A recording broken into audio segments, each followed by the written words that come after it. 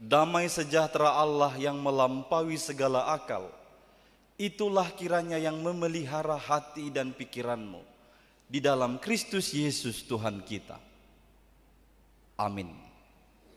Jemaat yang dikasihi Kristus, Tuhan berfirman bagi kita pada minggu hari ini lewat firman-Nya yang tertulis dalam kitab Yesaya pasal 12 dimulai dari ayat 1 sampai dengan ayat 6.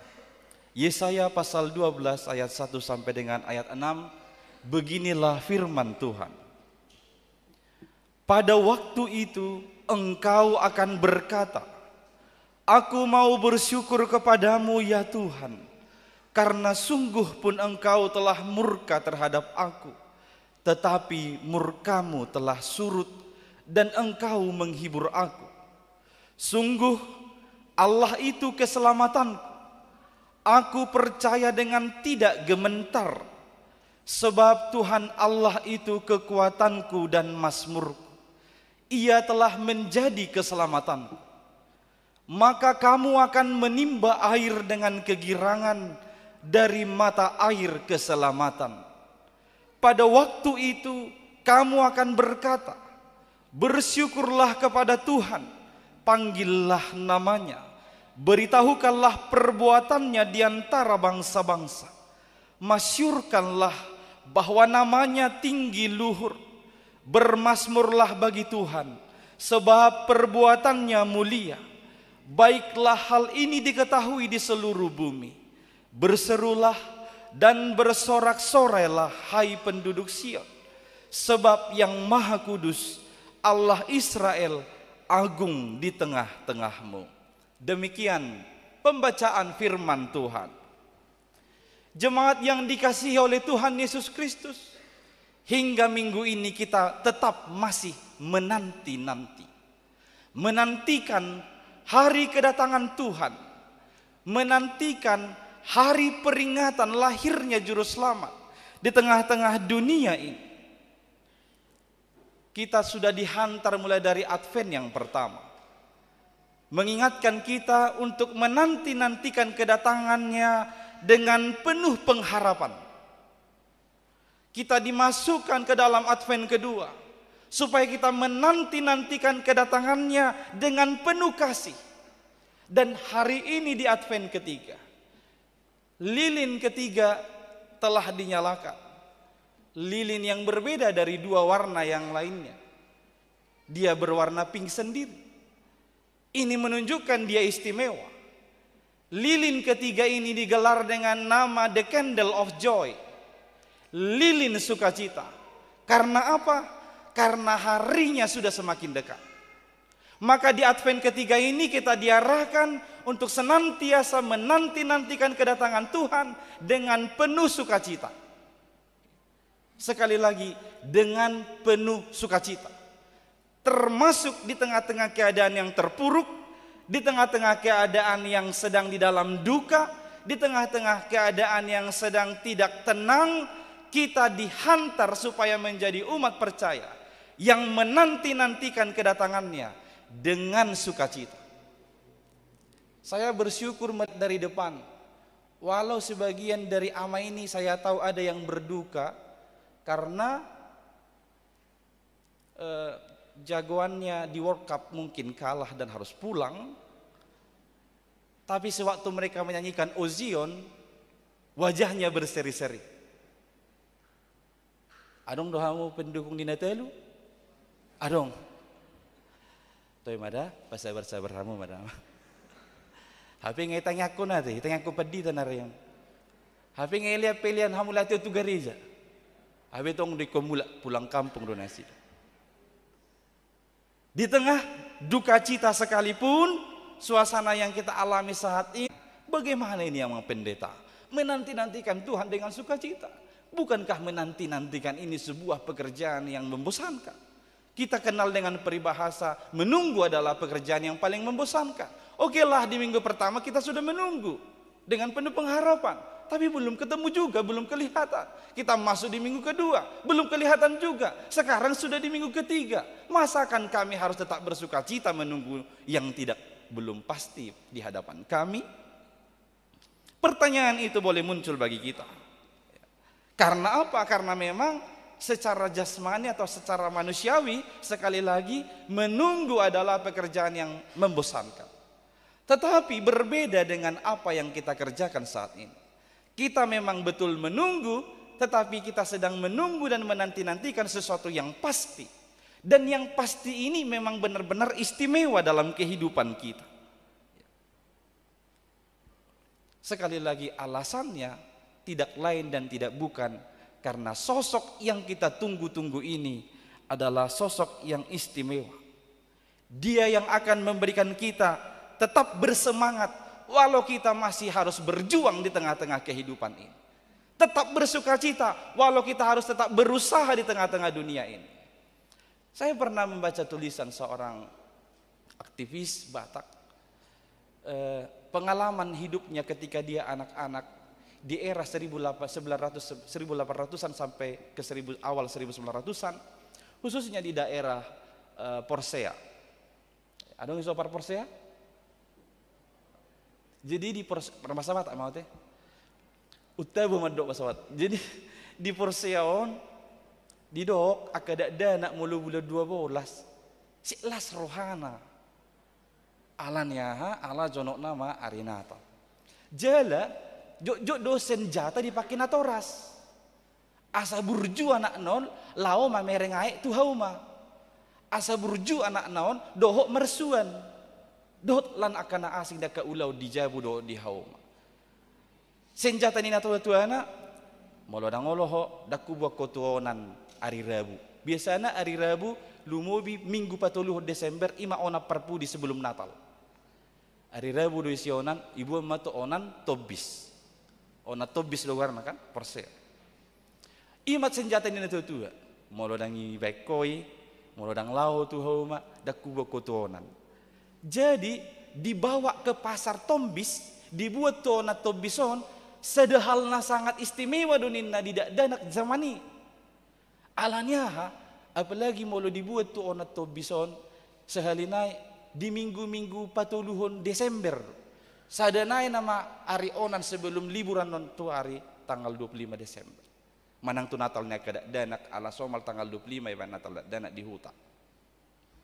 Jadi saya jok do saya di do akad anakon oma lau piau tu hauma alibu na wari Rabu dato na tobis ala mo libu to na tobis sada manuhur baju baru ay nang songosonari tiap bulan bodo manuhur baju dak danak maeng dulu kan memang sekali setahun momennya membeli baju baru ido bana na julu manuhur baju baru ngaltung lasir rohana tungpe sengaja do itu warna tua-tua ukurannya 2 tolu nomor tibos yang badan niba asal liling pakai ono tongka ido benda molo mar Natal jok do na maju kasih sekolah minggu ilipak ma kemeja non ala pagajak ko tong salawarnay pe ilopi do itu gizang ala pagajakku ihohos pe marlopi-lopi namay ala palonggar hu tujuannya itu supaya tahan lama. Walau demikian anak-anak sangat senang dengan itu. Mereka bersuka cita dengan itu. Disuruh kapanpun kerja apapun mereka semangat mengerjakannya. Karena dia sudah tahu nanti aku dibawa ke Natobis. Asing di nama nuhur baju biasa mak malang misuk. Kan ala molo migomak bodo ijabu-jabu wala yang go misuk ikolado tonan. Tonat Tobis. Tang adong songo-sonarion dia tokir ro 7 jabu niba kliting-klitingin na manaroh si panganon. Allah yang gue hati-hati kan ikolau dotonan. Jadi satu hal yang sangat ditunggu-tunggu oleh anak-anak, mereka akan bersuka cita mengingat akan dibawa ke pasar hari Rabu, ke pasar Tobis, ke Onat Tobis. Maka dia akan bekerja dengan giat selama itu, menunggu harinya datang, dibawa ke Onan atau ke pasar pada waktu itu. Songoni malas ni rohani akada danak hati hai tungpe iko berjuang do bana iko lu jay bana tu hauma iko mulaulaw ni bana di jabu gudang naik ko nulahonon ni bana alay marningot hinatabu ni nabi nuat tu pasaron bayulahon ni bana doi dohot las ni roha. Hampir sama dengan itu apa yang disebutkan pada saat ini di Advent ketiga ini. Menanti-nantikan Tuhan dengan sukacita walau kita belum sampai di situ. Walau kita harus tetap berjuang saat ini, tapi kita menanti-nantikan. Karena Yesaya mengatakan, pada waktu itu, ini kata yang khusus bagi Yesaya. Pada waktu itu, di teks ini benar-benar mendatangkan sukacita. Ada 2 kali dia sebutkan. Di ayat pertama dia berkata, pada waktu itu engkau akan berkata. Kemudian dia ulangi di ayat keempat, pada waktu itu kamu akan berkata. Kalau kita baca nanti di perjanjian lama, kurang lebih ada 308 kali disebutkan kata pada waktu itu. Dan pada waktu itu adalah menunjukkan sesuatu hal yang benar-benar sesuatu yang menyenangkan dan mendatangkan sukacita. Kalau di zaman ini kita memahami waktu ini ada masa lalu, masa kini, dan masa yang akan datang. Tapi di perjanjian baru ada yang kita lihat, waktu itu mereka buat hanya 2, hari ini dan hari itu. Hari yang itu yang dimaksud adalah hari kedatangan Tuhan Yesus Kristus. Hari ini pasti ada. Hari itu juga pasti ada, hari kedatangan Kristus. Kemarin tidak ada lagi, karena itu sudah berlalu. Besok itu belum tentu. Maka yang ada adalah hari ini dan hari itu. Hari ini yang sedang kita jalani, hari itu adalah hari kedatangan Kristus. Maka dalam teks ini itu digabung menjadi satu pada waktu itu.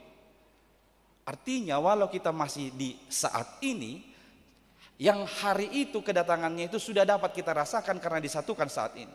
Itu alasan mengapa dia sebut pada waktu itu. Waktu itu adalah pemberian Tuhan. Waktu itu adalah ciptaan Tuhan. Kalau Indonesia bisa menciptakan rupiah, Amerika bisa menciptakan dolar, tapi tidak ada satu dunia pun yang bisa menciptakan waktu selain hanya Tuhan Allah saja. Hanya Dia pemberi waktu. Dan waktu yang diberikannya kepada kita adalah pasti. Hari ini dan hari itu. Pada waktu itulah dia sebut engkau dan kamu berkata. Ini menjadi alasan mengapa kita harus bersukacita di Advent yang ketiga ini. Ada 3 alasan yang boleh saya angkat.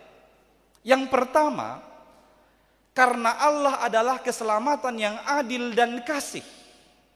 Kita harus senantiasa bersukacita menanti-nantikan kedatangannya karena Dia adalah keselamatan yang adil dan kasih. Kata yang adil, setiap perbuatan jahat akan dihukum. Umat Israel pada waktu itu akan dihukum dan sebagian sudah dihukum. Israel utara sudah terbuang ke Asyur, sekarang Israel selatan yang akan terbuang kembali. Maka setiap perbuatan yang menantang Allah akan diberikan hukuman. Di situ letak keadilan Tuhan. Tetapi tidak berhenti di situ. Keselamatannya adalah kasih.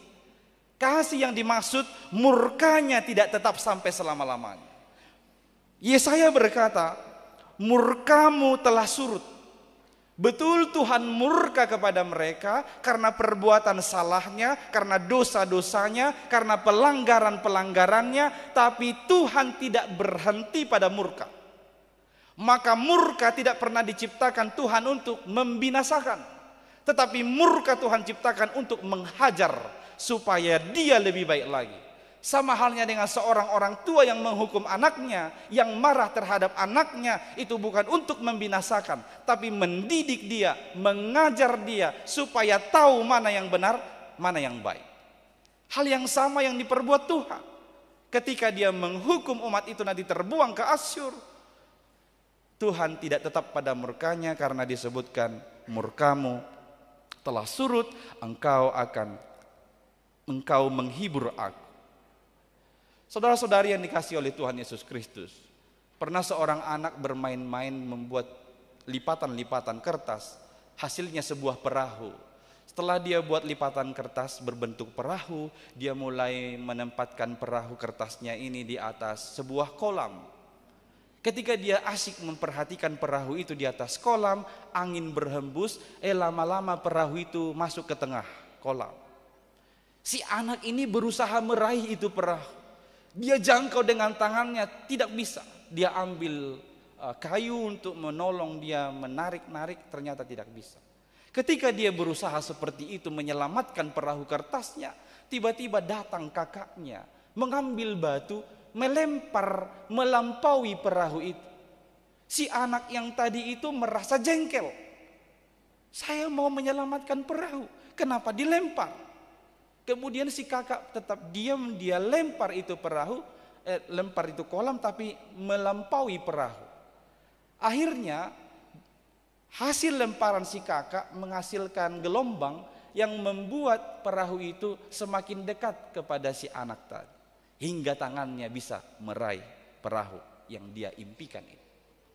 Bapak Ibu, agaknya Tuhan seperti itu juga terkadang dalam kehidupan kita. Kita merasa, kenapa Tuhan begini? Kenapa Tuhan aku harus mengalami ini? Kenapa keluargaku harus mengalami penderitaan ini? Kita menganggap demikian. Kita menilai demikian. Tuhan sedang membuat kita supaya dekat kepadanya. Supaya apa? Supaya kita bisa diangkat dan diselamatkan dari mara atau bahaya yang ada di hadapan kita. Oleh karena itulah, bersyukurlah senantiasa. Bersyukurlah senantiasa di dalam segala hal. Karena Yesaya mengatakan, sungguh dia tidak ragu-ragu sedikit pun. Disebut di ayat 2, sungguh Allah itu keselamatan. Oleh karena itulah alasan pertama mengapa kita bersuka cita menantikan kedatangannya. Alasan yang kedua, karena perbuatannya besar. Di ayat 4 sampai ayat 5 kita tahu, perbuatannya mulia, perbuatan Tuhan besar. Ketika Israel Utara sudah terbuang, Israel Selatan sekarang sedang terombang-ambing karena mereka menjadi sasaran Asyur akan berikutnya diserang. Mereka bingung kemana ini perginya. Mereka rencana mau berkoalisi dengan Mesir. Akhirnya mereka berkoalisi dengan Mesir. Mereka pikir mereka dapat mengalahkan Asyur dengan berkoalisi dengan Mesir. Akhirnya apa? Tuhan menghukum mereka akan terbuang juga nanti ke Asyur. Tapi yang saya sebut di awal tadi, Tuhan dengan murkanya tidak tetap akan senantiasa surut. Oleh kasihnya, Tuhan menunjukkan perbuatan besar. Asyur yang dinilai sebagai kekuatan yang dahsyat di dunia pada zaman itu, sangat dengan cepat bisa ditaklukkan oleh kuasa Tuhan. Akhirnya apa? Nanti Israel semua boleh bebas dari Asyur. Oleh perbuatan Tuhan, pertolongan Tuhan. Ini yang dia sebut sebagai perbuatan besar. Maka kalau kita lihat nada nyanyian ini hampir sama dengan nada nyanyian umat Israel ketika mereka berhasil selamat menyeberangi sungai Yordan. Menyeberangi Laut Merah pada saat itu. Ketika mereka dikejar-kejar Raja Firaun dan tentaranya, tapi Musa membawa mereka menyeberangi Laut Merah. Setelah mereka sampai di seberang, mereka bernyanyi dengan nyanyian Miriam, nyanyian sukacita karena keselamatan dari Tuhan. Nadanya itu sama dengan nyanyian yang ada pada saat ini. Ini juga nyanyian syukur atas keselamatan yang Tuhan akan anugerahkan kepada umat Israel yang ada di dalam pembuangan. Perbuatan besar yang demikian juga kelak akan diperbuat bagi kita semua. Di tengah-tengah gelombang kehidupan yang kita alami pribadi lepas pribadi atau keluarga atau secara komunitas ini, kita percaya Tuhan akan berkarya, bertindak, melakukan perbuatan yang besar untuk keselamatan kita. Kehidupan kita ini sudah diibaratkan bagaikan benang yang kusut. Kita sudah berusaha dengan sekuat tenaga kita untuk melurus-luruskan benang yang kusut ini, tidak ada hasil. Akhirnya apa? Tuhan turun tangan, dia sendiri turun ke dunia ini menjadi manusia, kemudian dia melurus-luruskan itu benang yang kusut. Kehidupan kita yang hancur tadi sekarang akan dibenahi dan diperbaiki. Ini adalah perbuatan besar yang diperbuat oleh Allah dalam kehidupan kita. Maka bermasmurlah senantiasa. Masyurkanlah nama Tuhan atas perbuatan-perbuatannya yang dahsyat dan besar dalam kehidupan kita. Beritakan ini, kabarkan ini kepada bangsa-bangsa bahwa Tuhan itu sanggup melakukan perbuatan besar dalam keselamatan kita. Yang ketiga ini yang terakhir, alasan mengapa kita harus bersukacita dalam menantikan kedatangannya. Karena Allah itu imanen. Allah ada di tengah-tengah kita. Disebut di ayat ke-6, berserulah dan bersorak-sorai hai penduduk Sion, sebab yang Maha Kudus Allah Israel agung di tengah-tengahmu. Ini persoalan imanensi Allah. Kehadiran Allah ada di tengah-tengah kita. Tentu itu membuat kita sekarang merasa nyaman, merasa kita percaya diri untuk melakukan apapun, karena kita tahu Tuhan itu Immanuel, ada di tengah-tengah kita. Tadi malam sudah berlangsung Natal sekolah minggu Horong Kecil. Jadi yang TK sampai kelas 3. Ketika liturgi TK yang belum sekolah itu benar-benar sangat menarik. Ada banyak dari anak-anak itu sudah dengan semangatnya pakai baju baru, sepatunya berlampu-lampu, maju ke depan pakai bando setinggi apa begitu. Ya semangat lah gitu. Orang tuanya juga semangat karena saya duduk persis di sini di depan Ina Kamis, maka saya dengar mereka duduk di situ. Ayo nak, kata mamanya gitu ya. Jadi kalau si anak itu nggak lihat mamanya, mama, nggak berani ngomong. Tapi karena udah lihat mamanya bilang, nak, mama di sini ya, mama di sini ya. Udah di sini, udah, ini udah. Di sini nih semua orang tuanya. Anak itu berani ngomong karena dilihatnya di situ mamanya. Kejadian 1, dia berani. Aleola soebereng, oma. Habis ngasih manga omak nama video tong ka ngabaga ibai sejauh. Onggo pedahin na. Ijauh mantap latihan. Olah sah ijolo melep. Ya kan? Aleola didok iso dua. Sonang ndak danahi. Berani bana tampil. Lebih dari itu, ketika sekarang disebutkan Tuhan Immanuel, dia ada di tengah-tengah kita, agung ada di tengah-tengah kita. Harusnya ini membuat kita semakin percaya diri dong, melangkah ke depan, melalui hari-hari ini. Bagaimanapun tantangan 2023, kita siap melaluinya. Amin. Amin. Selamat menantikan Kristus dengan penuh sukacita. Kita berdoa. Ya Tuhan Allah kami bersyukur memiliki Allah seperti Engkau. Engkaulah keselamatan kami. Sungguh Engkau keselamatan kami. Ya Tuhan, biarlah kami semua umat-Mu ini boleh senantiasa bersuka cita, menantikan kedatangan-Mu, menantikan perayaan hari kelahiran-Mu di bumi ini. Karena kami tahu keselamatan yang kami tunggu itu adalah penuh dengan kasih. Engkau adalah Allah yang membawa keselamatan dengan penuh keadilan dan penuh kasih. Engkau akan menunjukkan perbuatan besar untuk keselamatan dan pemulihan kehidupan kami. Engkau juga Allah yang berada di tengah-tengah kami. Ya Tuhan, tolonglah kami untuk tegak berdiri dan percaya diri melangkah dalam kehidupan ini. Melakukan dan melanjutkan seluruh kegiatan kehidupan kami yang Engkau kehendaki. Kami percaya bersama-Mu. Kami akan Engkau kuatkan untuk melakukan sesuai dengan firman-Mu. Ya Tuhan, pada pagi hari ini kami berdoa bagi seluruh umat-Mu yang boleh hadir di gereja ini mendengarkan firman-Mu dan ada di rumah masing-masing mengikuti lewat live streaming.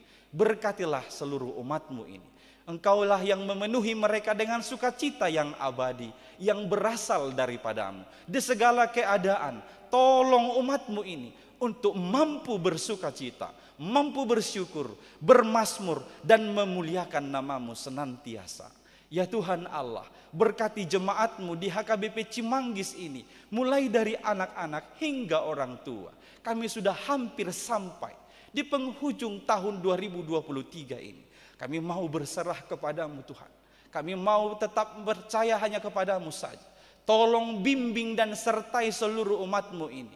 Jikalau ada dari umat-Mu ini Tuhan yang berencana akan pulang ke Bonapasogi untuk merayakan perayaan besar Natal dan Tahun Baru di tahun ini, sertai seluruh umat-Mu ini dalam perjalanannya. Jauhkan dari segala mara bahaya. Boleh bertemu dengan sanak saudara keluarga dengan penuh sukacita. Dan kelak kembali ke perantauan ini dengan sukacita juga. Ya Tuhan, berkati juga seluruh umat-Mu dalam setiap pergumulan kehidupan mereka yang tetap bergumul di masa-masa Advent dan Natal ini karena sakit penyakit yang mereka derita di dalam tubuhnya. Engkaulah Tuhan menunjukkan kuasa-Mu, berikan kepada mereka kekuatan.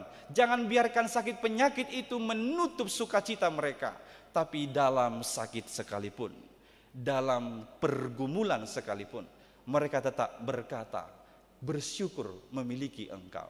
Ya Tuhan Allah, kami juga berdoa bagi jemaat-Mu yang sedang dirundung duka, keluarga Simanungkalit. Engkau telah mengetahui Tuhan, kabar duka cita yang kami terima gereja Makabe Cimanggis ini. Seorang ibu, seorang ina dari gereja ini, Inang Boru Bintang, telah mengakhiri perjuangannya di bumi ini. Tuhan, Engkaulah yang memberkati keluarga yang ditinggalkan. Kuatkan dan hibur mereka. Tolonglah mereka segala urusan tentang pemulangannya sampai ke Indonesia ini dengan baik dan dengan cepat. Ya Tuhan, biarlah kami semua yang mempunyai rasa kasih kepada keluarga yang ditinggalkan juga terhibur dan dikuatkan menghadapi derita dan duka cita ini.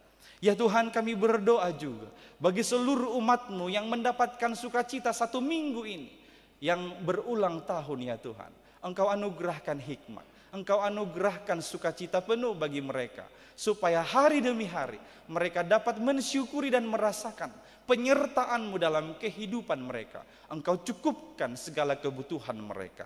Ya Tuhan, inilah doa permohonan kami. Berkatilah, Maranatha, datanglah dalam Kristus Yesus. Amin.